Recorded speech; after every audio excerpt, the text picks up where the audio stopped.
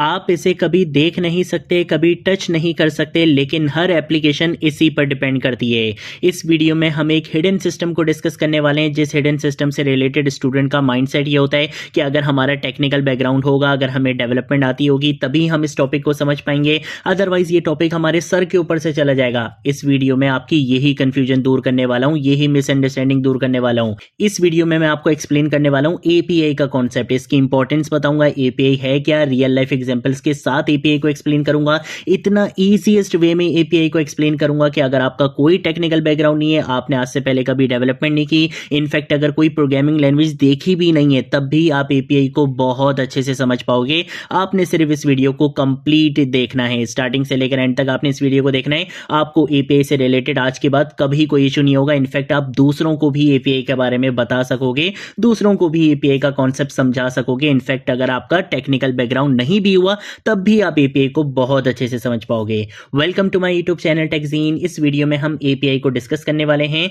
अगर आपने अभी तक इस प्लेलिस्ट को एक्सेस नहीं किया है, तो भाई जल्दी से इस प्लेलिस्ट को एक्सेस कर लो, ज्यादा से ज्यादा शेयर करो, क्योंकि यहां पर आपको n10 एआई ऑटोमेशन का चैंपियन बनाया जा रहा है। ठीक है, तो इस प्लेलिस्ट को जरूर एक्सेस करो और ज्यादा से ज्यादा शेयर करो। सबसे पहले तो हम बात करेंगे कि भाई ये एपीआई आखिर होता क्या है, ये कैसा एक हिडन सिस्टम है जिससे स्टूडेंट्स बहुत ज्यादा कंफ्यूज होते हैं, स्टूडेंट्स को नहीं समझ में आता। सबसे पहले तो यार इसके बारे में बात करते हैं, लेकिन इसकी फुल फॉर्म क्या है। इसकी फुल फॉर्म बेसिकली होती है एप्लीकेशन प्रोग्रामिंग इंटरफेस। अब बात करते हैं कि ये है क्या। एपीआई एक्चुअल में एक ब्रिज की तरह होता है, जो दो एप्लीकेशंस को आपस में बात करने देता है, दो एप्लीकेशंस को आपस में कनेक्ट करवाता है, ताकि वो आपस में कम्युनिकेशन कर सकें। किस तरीके की कम्युनिकेशन? एक ऐप दूसरी ऐप से डेटा पूछ सकती है, डेटा का रिक्वेस्ट कर सकती है, डेटा की रिक्वेस्ट कर सकती है, और दूसरी एप्लीकेशन जवाब में उसे डेटा सेंड कर सकती है, उसे रिस्पॉन्ड कर सकती है।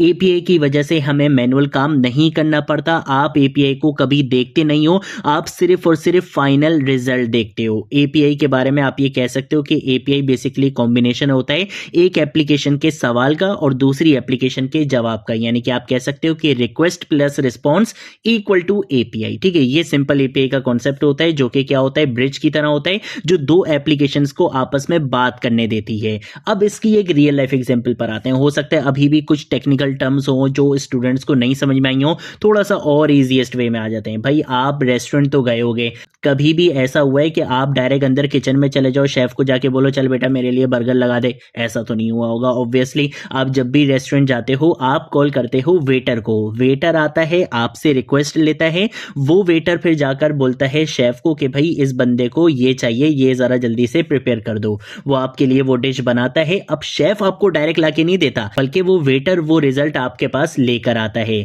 सेम यही कॉन्सेप्ट होता है एपीआई का भी। आप डायरेक्टली कभी भी किसी दूसरी ऐप के डेटाबेस के अंदर नहीं जाते, बल्कि आप क्या करते हो, एपीआई को कॉल करते हो, एक रिक्वेस्ट करते हो कि भाई मुझे उस डेटाबेस में से इस बंदे का डेटा निकाल के ला कर दो। तो आप डेटाबेस में नहीं गए, बल्कि आपने किसको कॉल किया, एपीआई को कॉल किया। एपीआई का काम था कि वो डेटाबेस में गई, उसने वो डेटा निकाला और आपको लाकर दे दिया। ठीक है, तो ये बेसिकली हमारे पास कॉन्सेप्ट होता है रिक्वेस्ट रिस्पॉन्स साइकिल का। क्या आपने रिक्वेस्ट करी, एपीआई बैकएंड के पास गई, सर्वर के पास गई, आपकी रिक्वेस्ट लेके सर्वर ने जो रिस्पॉन्ड करा, एपीआई ने वो आपको लाकर दे दिया।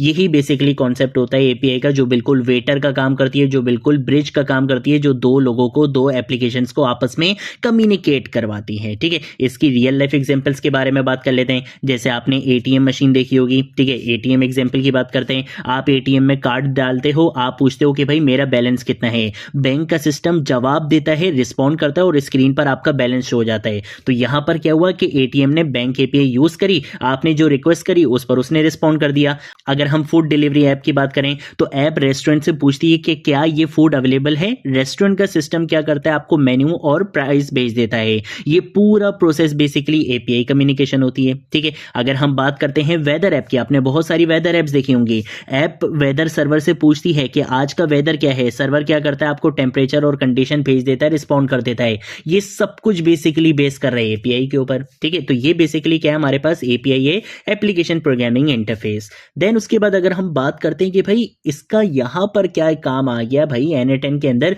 ये तो हमने सुना था कि यार ये तो front end developers, back and developers आपस में एपीआई से खेलते रहते हैं, हमारे किस काम की? हम तो ना यहाँ पे वेबसाइट बना रहे हैं, ना ही हम यहाँ पे कोई मोबाइल ऐप बना रहे हैं, तो एपीआई हम क्यों सीखे? हम तो यहाँ पे n10 एआई ऑटोमेशन सीख रहे हैं। यहाँ पर एपीआई की क्या इंपॉर्टेंस है? तो भाई n10 में एप्स एपीआई APIs के थ्रू ही कनेक्ट होती हैं। अगर हम बात करें गूगल शीट्स की, हम बात करें स्लैक की, हम बात करें OpenAI की जो कि आपका चैट जीपीटी है, अगर हम बात करें व्हाट्सएप की, ये सब APIs पर ही चलते हैं। अगर API ना हो तो n8n कोई ऑटोमेशन ही नहीं बना सकता।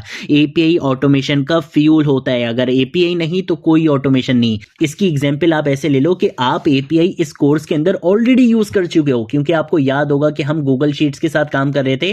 तो जब हमने गूगल शीट्स के साथ काम करना था तो हमने गूगल क्लाउड के ऊपर आकर गूगल शीट्स, यहां देख सकते हो क्या लिखा हुआ है, API, इसको इनेबल किया था, क्योंकि इसी API ने n8n को अलाउ किया था कि आप गूगल शीट्स में से डेटा को रीड कर सकते हो, डेटा को सेंड कर सकते हो, जो भी आपने काम करना है गूगल शीट्स के साथ आप कम्युनिकेट कर सकते हो। वो कम्युनिकेशन किसकी बेसिस पे हो रहा था? वो इसी API के बेसिस पे हो रहा था। अगर आप इसको यहां पे डिसेबल कर दो, अभी तो ये API इनेबल हुई हुई है, अगर आप इसको डिसेबल कर दो तो आप n8n को गूगल शीट्स के साथ कनेक्ट नहीं कर सकते। दो एप्लीकेशंस आपस में कम्युनिकेट नहीं हो सकती विदाउट API। ठीक है, तो ये जो हमारी ऑटोमेशन हम इतने मजे से कर रहे थे वो सिर्फ इसी API की बेसिस पे कर रहे थे। अभी तक हमने जितनी यहाँ पे APIs बनाई, जितनी ऑटोमेशंस बनाई, सब में हम ऐसे ही कर रहे थे, गूगल शीट्स के साथ कनेक्ट कर रहे हैं, Gmail के साथ कनेक्ट कर रहे हैं। तो वो सारी चीजें पॉसिबल कैसे थी? वो सारी चीजें पॉसिबल बनाई थी API ने। ठीक है, तो एक हमें इंपॉर्टेंस यहीं पर ही पता चल गई कि भाई API ऑटोमेशन का फ्यूल होती है। विदाउट API आप कोई ऑटोमेशन बना ही नहीं सकते हो। ठीक है, देन उसके बाद अगर हम बात करते हैं कि भाई API का कब यूज करना चाहिए, हम API का यूज तब करते हैं जब हम चाहते हैं किसी ऐप से डेटा लेना या किसी ऐप को डेटा भेजना, काम ऑटोमेटिकली ट्रिगर करना, सिस्टम को बिना मैनुअल काम के सिंक करना, तब हम क्या करते हैं? API का यूज करते हैं। इसकी एग्जांपल आप ऐसे ले लो कि भाई गूगल शीट्स में नई रॉ आई, डेटा CRM को चला जाए, तो यहाँ पे हम API का यूज करेंगे। कस्टमर ने ऑर्डर किया, डेटाबेस अपडेट हो जाना चाहिए, टीम को नोटिफिकेशन चला जाना चाहिए, ये सब काम बेसिकली हम API के थ्रू ही करते हैं। ठीक है, देन उसके बाद अगर हम बात करते हैं कि भाई ये जो मैंने बात की थी कि API कॉल होती है, जब हम रिक्वेस्ट करते हैं तो API कॉल होती है, तो ये API कॉल के अंदर होता क्या है, तो जरा इसको भी डिस्कस कर लेते हैं। हर API इंटरेक्शन में तीन चीजें लाजमी होती हैं, जो तीन बेसिक चीजें होती हैं। क्या क्या होता है? एक तो हो गया रिक्वेस्ट, एक तो हो गया रिस्पॉन्स, तीसरी चीज होती है डेटा। रिक्वेस्ट का मतलब क्या है कि आप क्या पूछ रहे हो, डेटा का मतलब क्या है, जो इंफॉर्मेशन जा रही है या आ रही है, रिस्पॉन्स का मतलब क्या है कि जो जवाब आपको मिलता है। जैसे मैंने आपको एग्जांपल दी थी ना कि आपने ATM में कार्ड इंसर्ट किया और आपने पूछा मेरा बैलेंस कितना है, ये आपने रिक्वेस्ट करी। अब क्या हुआ, आपकी रिक्वेस्ट को सर्वर तक कौन लेकर गया? API लेकर आ गई। सर्वर ने क्या करा? आपको रिस्पॉन्ड करा। वो जो डेटा आपकी स्क्रीन पर शो हुआ, जो कि आपका बैलेंस था ₹0, वो बेसिकली आपका क्या था? रिस्पॉन्स था। ठीक है, तो ये बेसिकली हमारे पास कॉन्सेप्ट होता है कि API कॉल के अंदर तीन बेसिक चीजें होती हैं, रिक्वेस्ट, डेटा और रिस्पॉन्स। ठीक है, देन उसके बाद अगर हम बात करते हैं कि भाई क्या API सेफ होती है? हाँ बिल्कुल, API सिक्योर होती है, सेफ होती है। API कीज या टोकन्स का यूज करती है, सिर्फ ऑथराइज ऐप ही इसका एक्सेस ले सकते हैं। n8n क्रेडेंशियल्स के थ्रू सब कुछ सिक्योरली हैंडल करता है, आपको पासवर्ड शेयर नहीं करना पड़ता, बस परमिशन देनी पड़ती है। अगर आप इस कोर्स को फॉलो कर रहे हो तो आपको याद होगा जब हमने यहाँ पर बेसिकली गूगल शीट्स वाली अपनी यहाँ पे बनाई थी, ऑटोमेशंस बनाई थी, हमने यहाँ पे OAuth की कॉन्फ़िगरेशन की थी, कनेक्ट किया था गूगल की एप्लीकेशंस को अपने n8n के साथ, तो आपको याद होगा कि मैंने यहाँ पे कहीं पे भी अपनी Gmail का पासवर्ड या अपने गूगल अकाउंट का पासवर्ड नहीं दिया था, बल्कि हमने क्या करा था, यहाँ पे एक सिक्योर वे जो कि OAuth बेसिकली होता है, हमने उसका यहाँ पे यूज किया था और हमें कोई पासवर्ड देने की जरूरत नहीं पड़ी थी, हमने सिर्फ क्या दी थी? परमिशन दी थी, बस। तो यही बेसिकली हमारे पास कॉन्सेप्ट होता है API में कि हाँ भाई API बिल्कुल सेफ होती हैं, क्योंकि ये कीज या टोकन्स का यूज करती हैं, या आपसे आपकी एप्लीकेशन का पासवर्ड नहीं मांगती।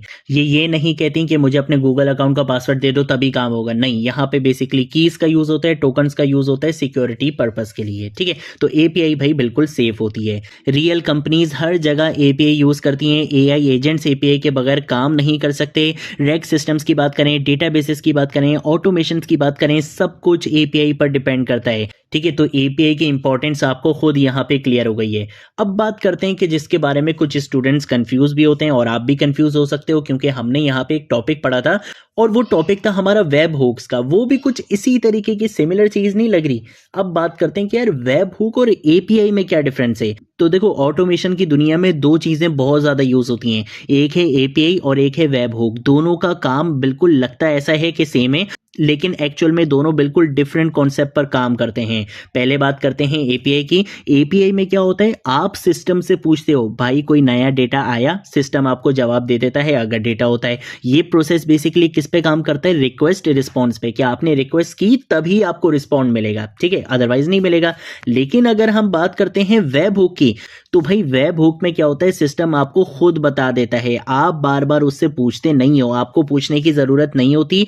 आप बेसिकली क्या करते हो, एक इवेंट बताते हो, जैसे ही वो इवेंट ट्रिगर होता है सिस्टम आपको खुद डेटा भेज देता है। ये रियल टाइम काम करता है, आपको रिक्वेस्ट करने की जरूरत नहीं होती। यहाँ पे आपको डायरेक्टली क्या मिल जाता है, डेटा मिल जाता है जब आपका इवेंट क्या होता है, ट्रिगर होता है। एपीआई का कब यूज करना चाहिए, जब आपको कंट्रोल ज्यादा चाहिए हो, जब डेटा कब चाहिए ये आपको डिसाइड करना है, तब आप एपीआई का यूज करते हो। जैसे मैं चाहता हूं कि भाई हर 1 घंटे बाद ऑर्डर्स को चेक करना है, ठीक है, जैसे रियल लाइफ एग्जांपल आप ऐसे ले लो कि भाई मैं बोलूं कि हर 1 घंटे बाद मुझे क्या करना है, ऑर्डर्स को चेक करना है। इसका मतलब है कि हर 1 घंटे के बाद मुझे क्या करनी पड़ेगी, रिक्वेस्ट करनी पड़ेगी, ऑर्डर्स का जो भी स्टेटस होगा वो मुझे रिस्पॉन्स में मिल जाएगा। लेकिन अगर हम वेब हुक की बात करें, वेब हुक कब यूज करना चाहिए, जब रियल टाइम रिएक्शन आपको चाहिए होता है, जब इवेंट के साथ ही वर्क फ्लो चलाना होता है, जब डिले आप अफोर्ड नहीं कर सकते, वहां पे हम वेब हुक का यूज करते हैं। जैसे ऑर्डर आते ही ऑटोमेशन स्टार्ट हो जाए, ठीक है, तो अब यहां पे हमने क्या बोला कि भाई जैसे ही ऑर्डर आए फौरन से ऑटोमेशन स्टार्ट हो जाए, मुझे 1 घंटे बाद खुद से चेक करने की नीड नहीं है, ठीक है,